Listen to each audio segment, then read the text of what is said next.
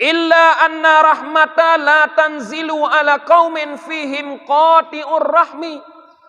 Selain, kata Rasulullah, bahwa rahmat tidak akan turun terhadap sekelompok masyarakat yang di dalam mereka itu ada orang yang memutuskan silaturahmi.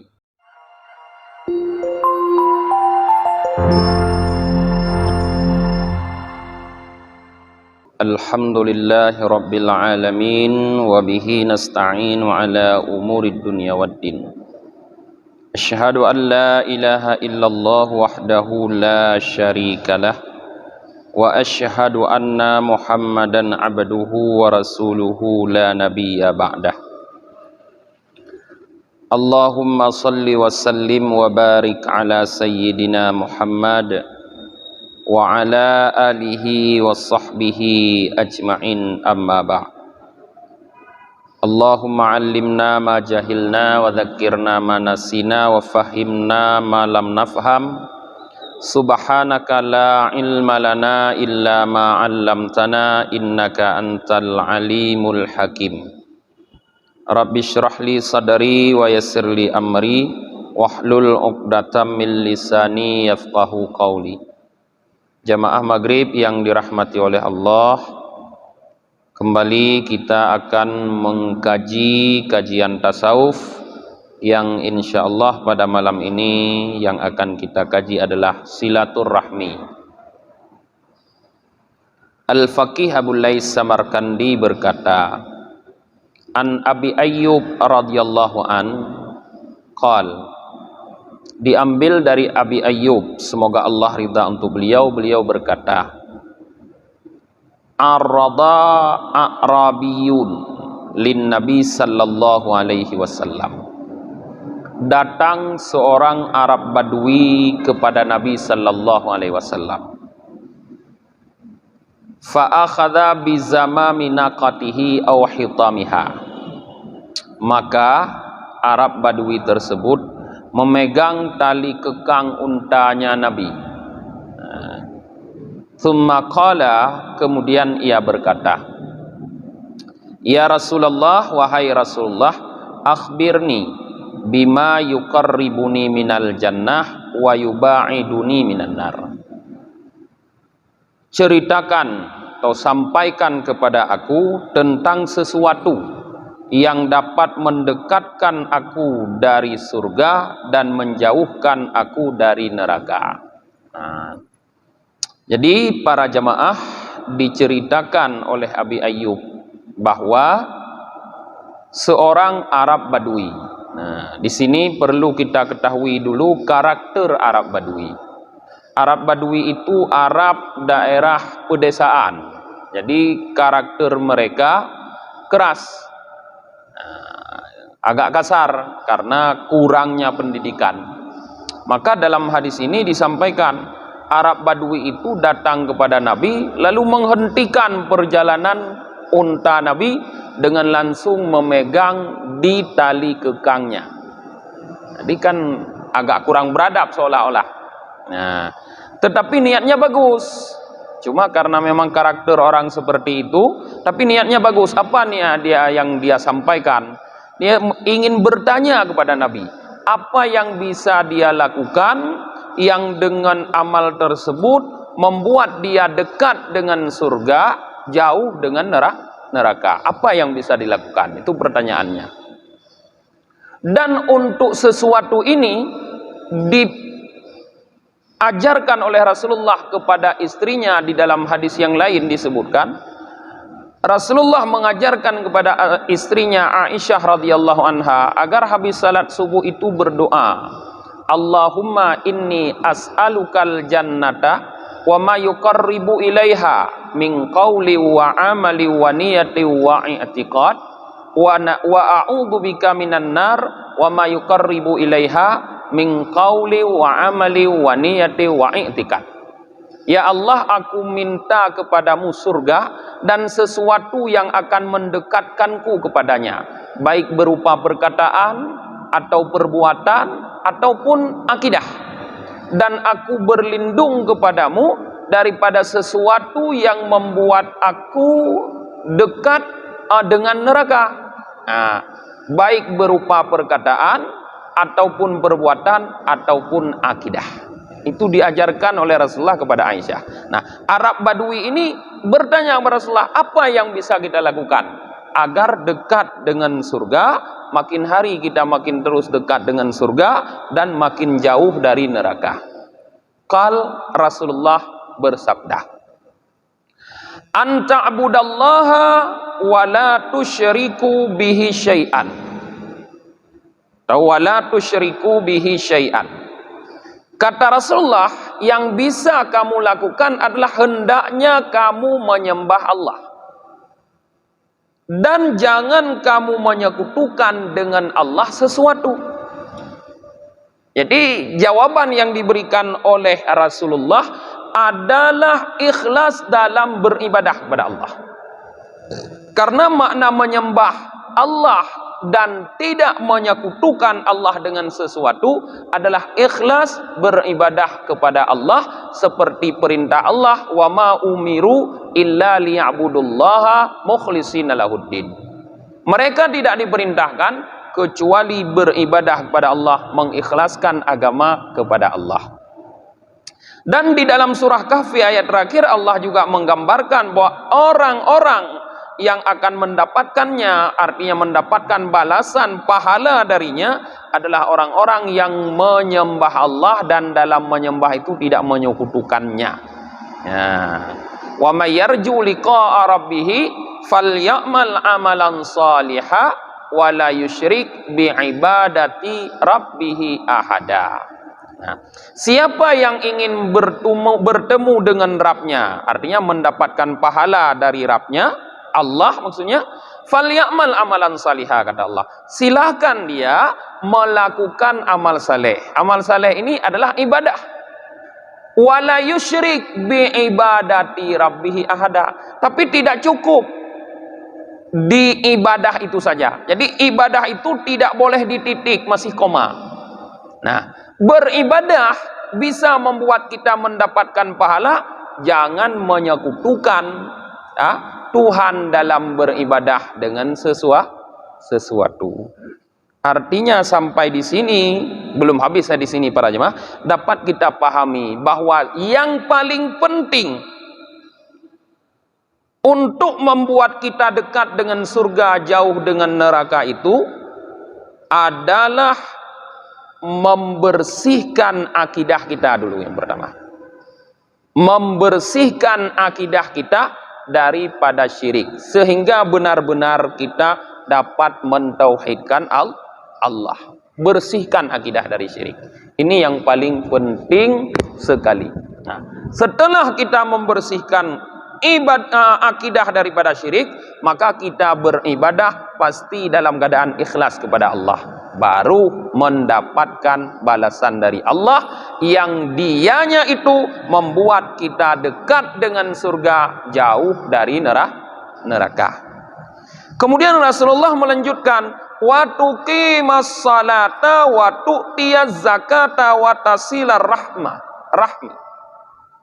Dan hendaknya engkau mendirikan salat dan membayar zakat dan menyambung silaturahmi, menyambung kasih sayang, persaudaraan. Di sini dapat kita pahami bahwa apa yang dijelaskan oleh Rasulullah setelah anta'budallah wa la tusyriku bihi syai'an, yaitu mendirikan salat, membayar zakat dan menyambung silaturahmi, bisa kita maknakan sebagai tafsil atau tafsir. Artinya setelah Rasulullah menyebutkan beribadah, lalu beliau menjelaskan, menafsirkan apa bentuk ibadah tersebut yang di dalamnya jangan menyekutukan Allah. Tuqimas salah, dirikan salat.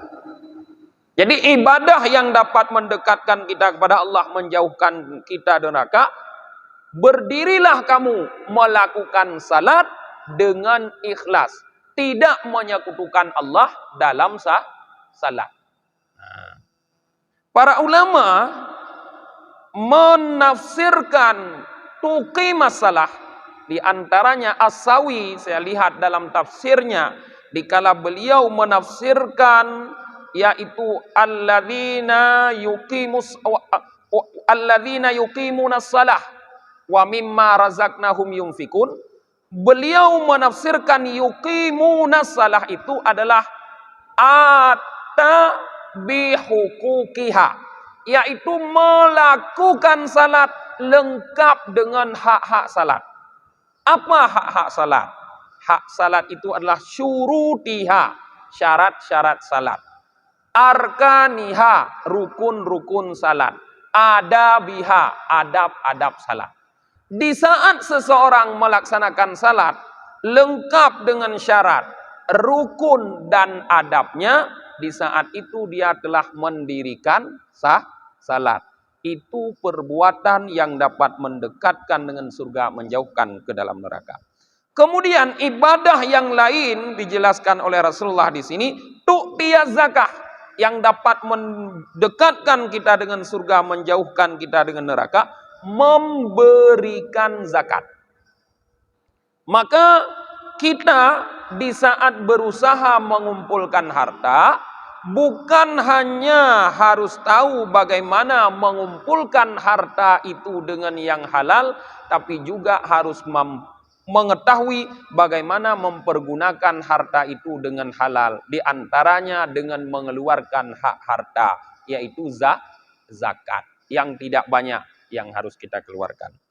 Dan yang selanjutnya yang berkaitan dengan bab yang kita kaji malam ini, tasilar rahmah, engkau sambung rahmah, kasih sayang.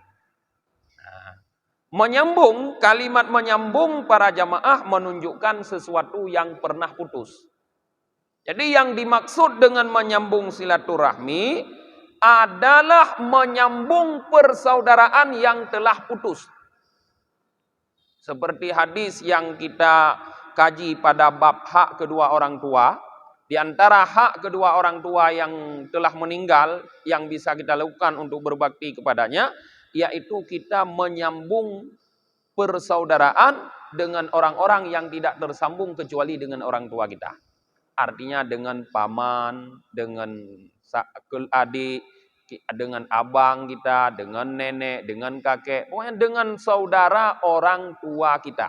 Nah, apabila ada yang telah putus, lalu kita sambung. Itulah yang namanya silaturahmi. Tapi kalau tidak ada yang putus, kita datangi, itu namanya ziarah.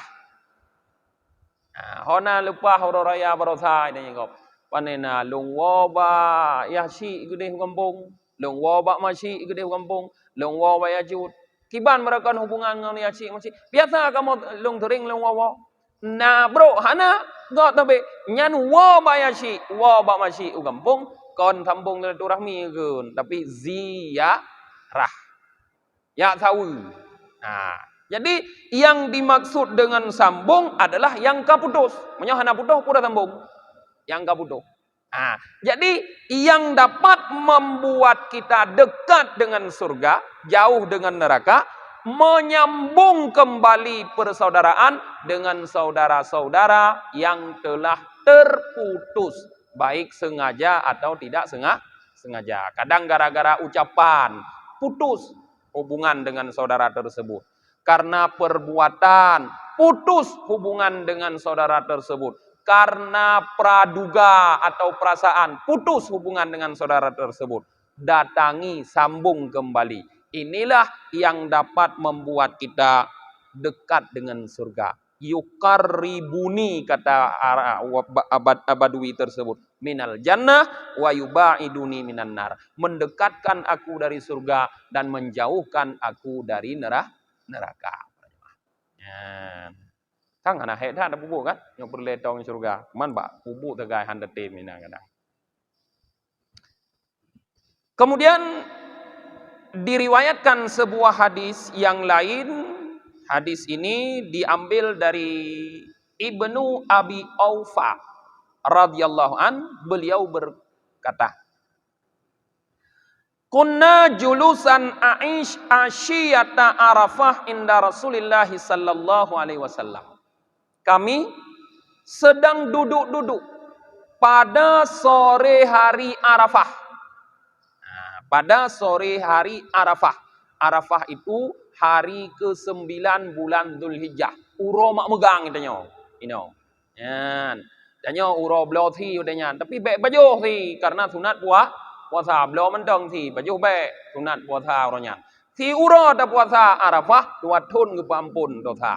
1 tahun yang lalu, 1 tahun yang akan datang. Nah, kata Abi Aufa, pada sore hari Arafah itu kami duduk-duduk bersama Rasulullah. Artinya para sahabat itu berkumpul di sekeliling Rasulullah, membuat satu halakah, satu majelis, satu perkumpulan.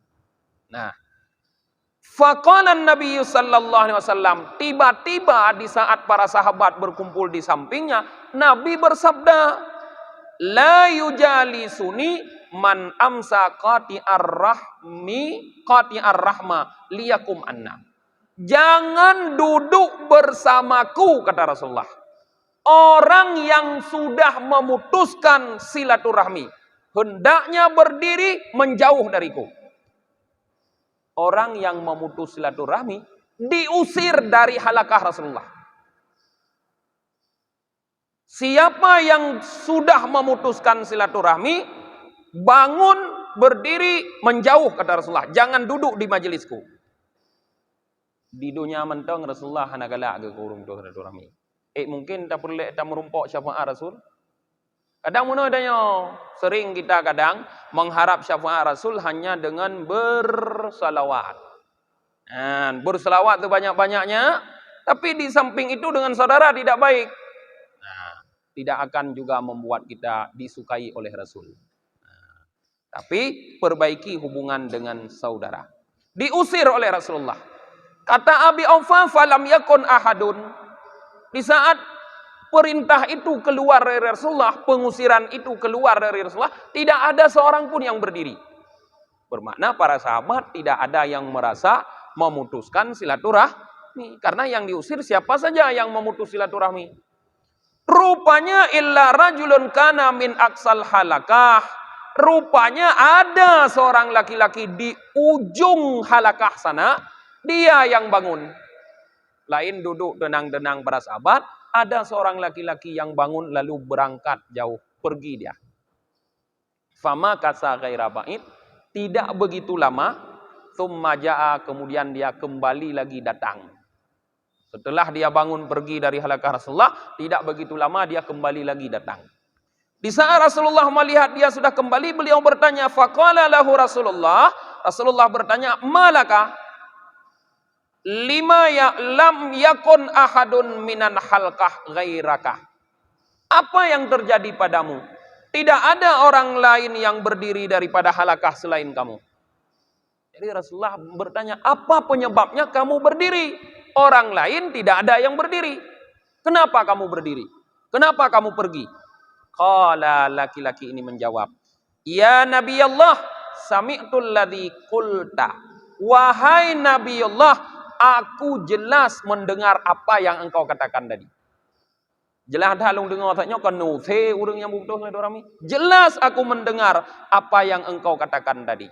Fa ataitu khalata li kanat tusarimuni. Maka aku bangun wahai Rasulullah, aku berangkat pergi. Itu aku mendatangi bibiku.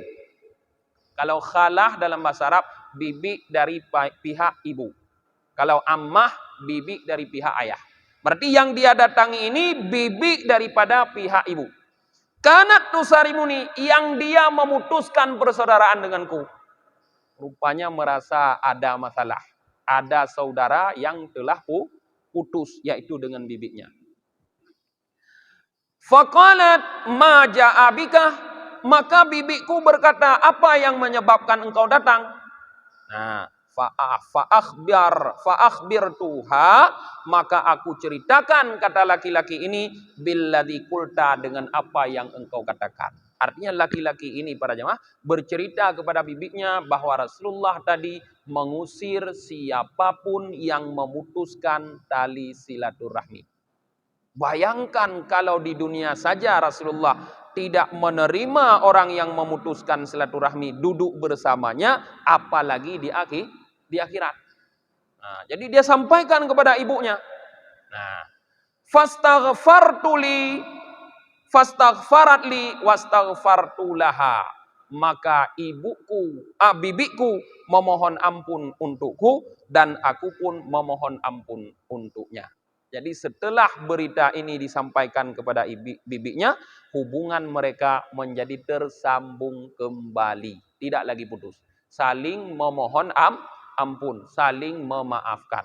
Jadi laki-laki ini berangkat artinya untuk menyambung silaturahmi. Ini yang namanya disambung. Karena sudah putus dengan bibinya. Dia berangkat ke rumah bibinya menyambung silaturahmi. Faqala Nabi, maka Rasulullah berkata, ahsanta, kamu sudah berbuat baik. Jadi dia bangun berangkat dari majelis Rasulullah menjumpai bibinya untuk saling memaafkan. Itu ahsan, kata Rasulullah. Perbuatan baik. Kamu telah berbuat baik, kata Rasulullah. Ijlis, silahkan duduk, kata Rasulullah sekarang. Illa anna rahmata la tanzilu ala qaumin fihim qati'ur rahmi. Selain, kata Rasulullah, bahwa rahmat tidak akan turun terhadap sekelompok masyarakat yang di dalam mereka itu ada orang yang memutuskan silaturahmi. Ini alasan kenapa Rasulullah mengusir dari majelisnya orang yang memutuskan silaturahmi. Rupanya rahmat Allah yang sangat kita harapkan tidak akan turun ke dalam suatu majelis, ke dalam satu halakah, ke dalam satu kelompok masyarakat apabila di dalam kelompok tersebut ada orang yang memutuskan silaturahmi. Munyo taturi, payah tak pegah pak kecil. Ini putubit turap pinah ke dia kecil. Baik itu le kampungnya. Munyo taturi kan? Tak pegah pak kecil. Ini putubit turap pinah. Baik gara-gara jih naik kampung nanyo han terus rahmat Allah kampung nanyo. Ini putubit turap pinah ke dia kecil. Munyo taturi, dah nak taturi nanyo. Dah hanjut dah duga-duga ke kau nanyo. Ya. Tapi yang merasa cok turap pinah haju. Baik gara-gara drone kamu hanam demung rahmat Allah. Atau yang merumpok dengan orang yang nempuh putuh, sambung kembali. Ini alasan para jemaah. Rahmat Allah tidak akan turun bukan hanya kepada orang yang memutuskan silaturahmi, tapi kepada orang-orang yang duduk bersamanya. Bahkan Rasulullah sendiri merasa khawatir kalau ada orang yang memutuskan silaturahmi duduk bersama beliau, beliau pun tidak akan mendapat rahmat Allah. Pulang tanya. Tapi tanya dia duduk ngorong hanam dah pilih binengi. Kata depu barasai mu pakai ngan mawai, mentang nak temduk ngaji. Ya, ni tanya. Ugat tanya Rasulullah gon. Man bodoh kita. Mentang dah temdu. Hana dah depu gara-gara dah duk ngaji, rahmat ji pak katanya. Ya. Gimana? Qala al-faqih rahimahullah taala, al-faqih semoga Allah merahmati beliau berkata, beliau berkomentar terhadap dua hadis ini. Fil khabar dalilun ala anna qat'ar rahmi dzambun adzim. Terdapat di dalam hadis ini yang barusan tadi kita baca bahwa memutus bukti, terdapat dalam hadis ini bukti bahwa memutus silaturahmi itu dzambun adzim, dosa yang amat besar. Bukan dosa kecil, dosa besar. Sudut pandangnya mana? Li'annahu yumna'ur rahmah anhu wa amman kana jalisuhu. Karena dosa itu, karena dosa memutus silaturahmi dapat menegah rahmat terhadap pelakunya dan terhadap orang-orang yang duduk dengan pelaku tersebut. Dari sudut pandang inilah, dari sudut pandang tercegah datangnya rahmat Allah kepada pelaku dan orang yang duduk bersamanya. Dari sudut pandang inilah disimpulkan oleh Al-Faqih Abu Lais Samarkandi bahwa dosa memutus silaturahmi itu dzambun adim, dosa yang sangat besar. Rayu dosa yan, kon dosa ubud. Mahana terus rahmat rayu dosa. Maka kalau itu dosa besar, fal wajibu alal muslimi ayyatuba min qat'ir rahmi wa yastaghfirullah ta'ala wa yasilu rahimah. Maka menjadi wajib terhadap setiap orang Islam bertaubat. Hendaklah ia bertaubat dari dosa memutus silaturahmi, memohon ampun kepada Allah, dan segera menyambung rahminya tersebut yang sudah putus. Dan seperti yang dilakukan oleh pemuda yang pergi tadi dari majelis Rasulullah. Taubat, langsung menyadari bahwa itu kesalahan, kemudian mohon ampun kepada Allah, lalu datangi siapa saudara kita yang telah kita putuskan persaudaraan dengannya. Mohonlah ampunan. Hubungi kembali persaudaraan. Lianna Nabiya sallallahu alaihi wasallam bayyana fi hadzal khabar awal. Karena Nabi sallallahu alaihi wasallam sudah menyatakan, memperjelas pada hadis yang pertama kita baca, yaitu hadis tentang pertanyaan Arab Badui, anna silatar rahmi, bahwa menyambung silaturahmi, tuqribul abda, tuqarribul abdu, mendekatkan seorang hamba min rahmatihi, dari rahmatnya Allah, yaitu surga, wa tubaiduhu minan nar, dan dapat menjauhkan seorang daripada api neraka. Nah, memutuskan dosa besar, menyambung suatu ibadah yang dapat mendekatkan kita dengan rahmat, menjauhkan daripada neraka. Maka silahkan kita pilih. Nah, mau menyambung apa mau memutus. Nah, tapi nyokon perintah pimpinan memilih, perintah pegahlung kon pimpinan. Nah, kah. Waruya anna Rasulillah sallallahu alaihi wasallam annahu qal, dan diriwayatkan dari Rasulullah sallallahu alaihi wasallam bahwa beliau bersabda, ma min hasanatin ajalu thawaban min silatir rahmi wa ma min dzambin ajdaru ayya jalallahu li sahibihil uqubata fid dunya ma'ama yudakhiru fil akhirah minal baghi wa qati'atir rahmi. Kata Rasulullah, tidak ada suatu kebaikan yang lebih cepat mendapatkan pahala daripada silaturahmi. Artinya banyak bentuk kebaikan yang bisa kita lakukan, tapi yang lebih cepat mendapatkan pahala silaturahmi. Nah, lain mungkin agak lambat balasannya. Kalau silaturahmi cepat dapat balasan, kata Rasulullah. Dan tidak ada suatu dosa yang lebih aku khawatirkan bahwa disegerakan oleh Allah bagi pelakunya siksaan di dunia, di samping siksaan yang disimpan nanti di akhirat, daripada melacur dan memutus silaturahmi. Jadi kalau kebaikan yang paling cepat dibalas pahala silaturahmi, dosa yang paling cepat dibalas dengan siksaan selain nanti siksaan di akhirat. Artinya langsung di dunia diberikan siksaan, yaitu melacur dan memutuskan silaturahmi. Nah, melacur artinya suka berhubungan bebas di luar nikah, yang melacur, yang cepat. Maka rata-rata nenging pelacur langsung kenang penyakit aja, penyakit kelamin, HIV, AIDS, langsung kenang aja. Nyen bala ke bila Allah, idonya kon aja gubi penyakit ya Allah dengan sebab dosanya.